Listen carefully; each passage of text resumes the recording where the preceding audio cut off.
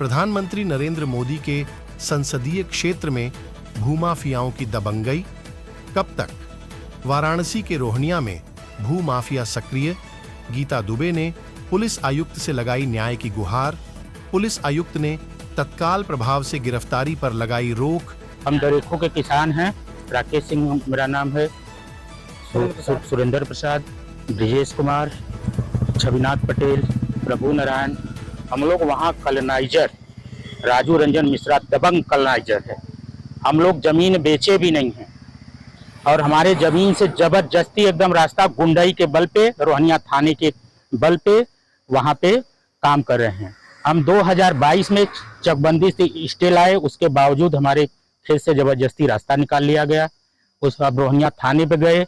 2023 22 सितंबर को थाना दिवस था, वहाँ हम गए। वहाँ कुलदीप मिश्रा जन सुनवाई में बैठे थे और हमारे विपक्षी गढ़ में राजू रंजन मिश्रा, अजय कुमार और एक दीक्षित करके हैं, वो थे धनंजय दीक्षित। वहां पर ये लोग बैठे थे दरोगा जी के साथ। उसके बाद हमको थाने में 3 घंटे बैठाया गया और कुलदीप मिश्रा द्वारा हमको अनेक धाराओं में बझाने, रेप केस, महिलाओं को आगे करके उनके द्वारा बोला गया कि ऐसे धाराओं में चालान करूंगा कि जिंदगी भर तुम्हारा जमानत नहीं होगा। हम वहां से हम लोग डराया धमकाया गया। कुलदीप मिश्रा द्वारा मेरी बाउंड्री गिराई गई, उसका वीडियो रिकॉर्डिंग हमारे पास है कि थाना ने आके यहाँ बाउंड्री गिरवाई। फिर हमको धमकी दिया गया। फिर हम इसके बाद डीसीपी साहब के यहाँ गए। वहाँ जाने पर 3 दिन बाद हमारे ऊपर किसी थाने से एफआईआर भी हुआ सर। हम लोग घर द्वार छोड़ के इधर उधर भागे रहे। फिर डीपीसी अमित साहब के कहने पर हम लोग वहाँ एफआईआर दिए। फिर विवेचना हुई उनके द्वारा आश्वासन पर। उस समय उस विवेचना को रोक गया। अब प्रधानमंत्री जी आने वाले हैं आप लोगों के शहर में, कुछ जी किसानों के लिए ही आ रहे हैं और आप लोग एक किसान हैं। जी सर। तो क्या कुछ तैयारी है आप लोगों की धरना वगैरह की उनके? हाँ, वहाँ हम लोग धरने स्थल पे सैकड़ों किसान चलेंगे। वहाँ मोदी जी से, योगी जी से गुहार लगाएंगे कि इन दबंग भूमाफियाओं से हमारी जमीन को मुक्त कराया जाए। हम लोग जब बेचे नहीं है, ये लोग थाने के बल पे, आपके शासन के बल पे वहाँ दबंगई से स्टे के बावजूद, चकबंदी स्टे के बावजूद भी काम किया जा रहा है। हमारे पास सारा कागज है, लेकिन थाने तक विवेचना थाने तक जाती है, वहीं से लौट आती है। प्रधानमंत्री माननीय मोदी जी से कहना चाहेंगे कि आपके शासन काल में आप किसानों की हित की बातें करते हैं, आमदनी की दोगुने की बात करते हैं और हम लोग परेशान हैं आपके भूमाफियाओं से। हम छोटे छोटे किसान हैं, बहुत बड़े काश्तकार नहीं, उसी से हमारी जीविका चलती है। मोदी जी से गुहार लगे, अगर कुछ नहीं हुआ शासन द्वारा, माननीय मंत्री जी द्वारा अगर कुछ नहीं हुआ, हम अपने परिवार के साथ उसी जमीन पे आत्महत्या करने की तैयारी में हैं। क्या कहा जा सकता है, किसान फिर अब आत्महत्या की कगार पे आ रहा है? बिल्कुल आ रहा है सर। आप एक बार आप लोग चल के मुआयना कर लें, या हमारे प्रधानमंत्री जी या हमारे माननीय मुख्यमंत्री योगी जी खुद किसी उच्च अधिकारियों से चल के प्लाट का हमारे खेत। मेरा नाम गीता दुबे है और हम संत गोपाल नगर पटिया में रहते हैं। क्या हुआ है आपके साथ, थोड़ा सा कितनी परेशान है आप? एक्चुअली सर, मेरे हस्बैंड ने जमीन खरीदी थी। कुछ जमीन पहले से मेरे नाम पे थी और बाकी उनके नाम पे थी, जो कि बाय डिफॉल्ट उनके पश्चात मेरे नाम पर आ गई।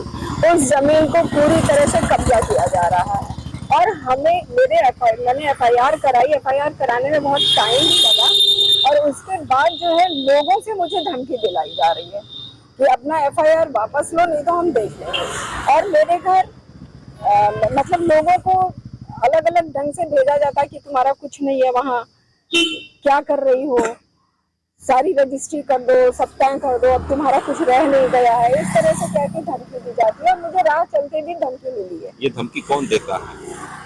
अब जो भी धमकी देता है सबको तो हम रिकॉग्नाइज नहीं कर पाते हैं। कोई ऐसा पर्सन जिसको आप जान रहे हो उसमें व्यक्तिगत तौर पे? नहीं, हम व्यक्तिगत तौर पे तो नहीं बता सकते कि वो कौन व्यक्ति था। क्या ऐसा अनुमान लगाया जाए कि जो विरोधी हैं उनके द्वारा ये धमकी दी जाती है? हाँ, वही होगा, क्योंकि और मेरी किसी से ना कोई दुश्मनी है, ना किसी से कोई लेना देना है। फैमिली में आपके कौन कौन है? हम हैं, मेरी 2 बेटियां हैं। किस तरीके से मैनेज करते हो? डर का कुछ एहसास वगैरह होता है क्योंकि धमकियां मिलती हैं और अभी सिंगल वुमेन है जी, तो क्या फीलिंग आती होगी आपको? सर, डर तो लगता ही है, लेकिन जीना भी है और इस डर की मैंने शिकायत भी की थी। आज सीपी साहब के यहाँ से आश्वासन जो मिला उसके लिए हाँ, उन्होंने आश्वासन दिया है कि इस पर एक्शन लेंगे और उच्च अधिकारी को उन्होंने इसे रिक्रूट किया है कि इसकी जांच की जाए। तो राजीव रंजन मिश्रा ने जो जो किया है और जो जो वो कर रहे हैं उसके प्रति उन्होंने इस तरह की बात कही है। आगे देखते हैं उसमें क्या एक्शन होता है। हमारा नाम राकेश सिंह है।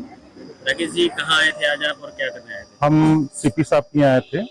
जमीन का मैटर है, यहाँ पे दरेकू गांव में जमीन है, गीता दुबे और विपिन चंद दुबे के नाम से है। आ जाइए आप। और उसमें हम लोग अपना इनका जमीन का काम देखते हैं। और वहाँ पे राजीव रंजन मिश्रा एक दबंग किस्म का आदमी है जो कि भूमाफिया है। इसके साथ में बहुत से लोग जुड़े हुए हैं, जिसका कि नाम डीके है और धर्मेंद्र उर्फ डीके, दीक्षित और पिंटू पांडे और बहुत से लोग हैं वहाँ पे जो कि वहाँ पे भूमाफियागिरी करते हैं और दबंगई करते हैं। कुछ महिला भी हैं जो कि पहले 2014 में रजिस्ट्रियां ली थी, जिसको बना करके मतलब वो हम लोगों के ऊपर मतलब मुकदमा लाद रहा है उसमें। और इनके पति को इतना शोषण कर दिया कि उन्होंने आत्महत्या कर लिया। और आत्महत्या करने के बाद ये इनकी एक बेटी है जो कि आधी थोड़ी दिमाग से है और जो मानसिक रूप से, और जो बड़ी वाली एक बेटी है। अभी हम लोगों के यहाँ कमिश्नर साहब के यहाँ से बहुत अच्छा रिस्पांस मिला है। कमिश्नर साहब ने हम लोग यहाँ पे आए थे, हम लोगों के ऊपर धाराएं कई ठो किसानों के ऊपर हम लोगों के ऊपर लगाया गया है कि हम लोगों ने वहाँ पे खड़ा होकर के रंगदारी मांगी है, जो कि ऐसा हम लोगों का कोई बातचीत किसी से हुआ नहीं है। बस आप लोगों ने रंगदारी मांगी और किसका आरोप था वो? प्रियंका दुबे अच्छा। और नीना पांडे, जो कि राजीव रंजन मिश्रा की वो मतलब क्लाइंट है और उसके द्वारा बता जो राजीव रंजन कहता है वही लोग करती हैं। राजीव रंजन कौन है? राजीव रंजन मिश्रा भूमाफिया जमीन का काम करता है। दबंगई से किसानों की जमीन दबंगई से किसानों की जमीन को कब्जा करता है। और वहाँ पे चकबंदी चल रही है, अभी चकबंदी चल रही है। चकबंदी प्रक्रिया में वहाँ पे स्टे भी है और स्टे के दौरान में वो सारे जमीनों का कब्जा किसानों का करके गीता दुबे का 11 बीघा 8 विस्ता जमीन की रजिस्ट्री है, उस पर भी पूरा कब्जा करवा लिया है और एग्रीमेंट करवा लिया है बिना पैसे का।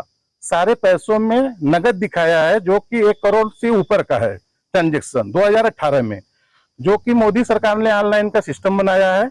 और 2016 से लेकर के 2000 के बाद से जितने भी हैं वहां पे सिर्फ 20,000 रुपया नगद दिखाना है, बाकी सारे जितने पैसे हैं वो ऑनलाइन ट्रांजेक्शन होना चाहिए। लेकिन ऐसा कहीं कुछ भी नहीं है।